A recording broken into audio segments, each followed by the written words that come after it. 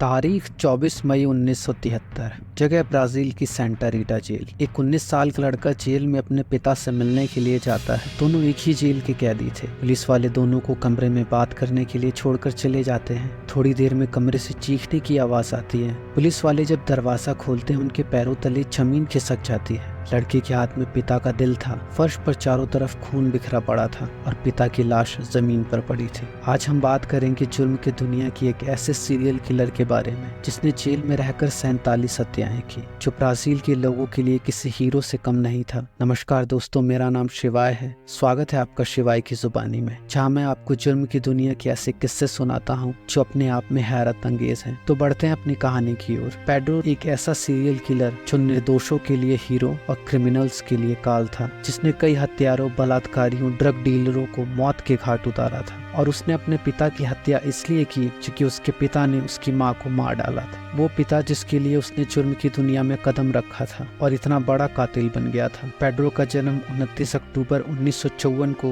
Brazil के मिनास जेरियस नाम के स्टेट के एक गांव में हुआ था। उसका पिता एक शराबी था जो अक्सर शराब पीकर अपनी पत्नी से झगड़ा करता था। जब पेड्रो अपनी माँ के पेट में था, तब एक दिन उसके माँ बाप का झगड़ा हुआ। उसके पिता ने उसकी माँ को पेट पर बहुत जोर की लात मारी। जब उसकी माँ को हॉस्पिटल ले जाया गया, तब डॉक्टर्स ने बताया कि बच्चे के सर पर बहुत गहरी चोट लगी है। हालांकि जन्म के बाद 13 साल तक वो नॉर्मल बच्चों की तरह ही था, लेकिन एक बार उसके कजन ब्रदर के साथ उसका झगड़ा हुआ। पेड्रो को इतना गुस्सा आया कि उसने अपनी कजन ब्रदर को गन्ने के जूस वाली मशीन में धक्का दे दिया। हालांकि उसने उसे बचा लिया। पेड्रो के साथ यह पहली घटना थी जब वो इतना वायलेंट हुआ था। पेड्रो के पिता एक स्कूल में वॉचमैन थे। जब पेड्रो 14 साल का हुआ, तब उसके पिता के साथ एक ऐसी घटना घटी जहाँ से पेड्रो की लाइफ चेंज हो गई। जिस स्कूल में पेड्रो के पिता काम करते थे, उस स्कूल की कैंटीन में चोरी हो गई और पेड्रो के पिता पर इल्जाम डाला गया और उसे जॉब से निकाल दिया। जॉब से निकाले जाने के बाद पेड्रो के पिता बेहद निराश और परेशान थे। पेड्रो अपने माँ बाप से बहुत प्यार करता था। उसने ठान लिया कि जिस किसी ने भी उसके पिता को फंसाया है, वो उसे मार देगा। उसने खुद से पता लगाया कि ये चोरी स्कूल के पियून ने की है और वो मेयर से भी बहुत गुस्सा था, क्योंकि मेयर ने बिना किसी इन्वेस्टिगेशन के उसके पिता को बहुत जलील किया और नौकरी से निकलवाया। पेड्रो अपने दादा की पिस्टल लेकर मेयर के घर के बाहर खड़ा हो जाता है और जैसे ही मेयर बाहर निकलता है, पेड्रो गोली दाग देता है और मेयर की ऑन द स्पॉट मौत हो जाती है। वो उस पियून को भी मार देता है जिसने उसके पिता को फंसाया था। इस तरह पेड्रो सिर्फ 14 साल की उम्र में कातिल बन जाता है। 2 खून करने के बाद पुलिस से पकड़े जाने के डर से वो शहर छोड़ देता है। 14 साल का लड़का दूसरे शहर में अपने आप को कैसे संभालेगा। खैर, दिन बीतते गए और खुद को सरवाइव करने के लिए वो छोटी मोटी चोरियां करता है और उसे किसी ड्रग डीलर, क्रिमिनल या रेपिस्ट के बारे में पता चलता तो वो उसे निपटा देता। उसका ये मानना था कि वो क्रिमिनल्स का सफाया कर रहा है। जब वो 17 साल का हुआ तो उसे एक लड़की मारिया ओलंपिया से प्यार हो जाता है। कुछ समय बाद मारिया प्रेग्नेंट हो जाती है। वो दोनों एक साथ बहुत खुश थे,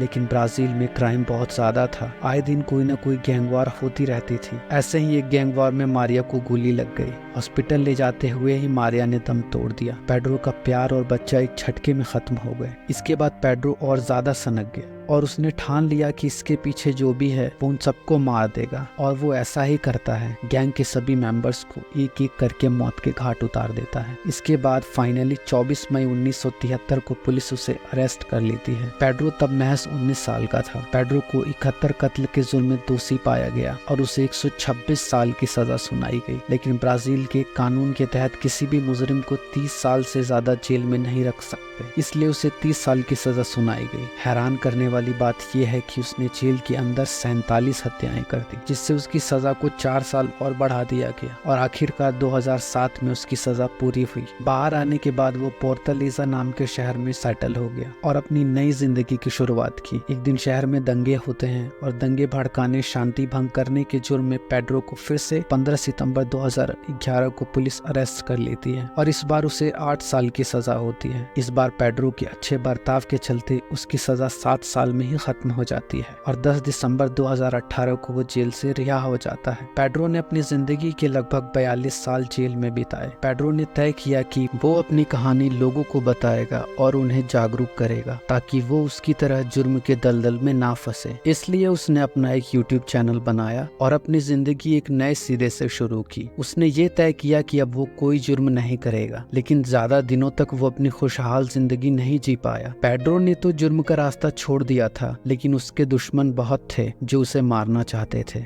5 मार्च 2023 को 2 लोग कार से आए और उस पर अंधाधुंध फायरिंग शुरू कर दी और वो दिन पेड्रो का आखिरी दिन था। तो ये थी आज की कहानी। अगर वीडियो पसंद आई तो लाइक करें और चैनल सब्सक्राइब करें।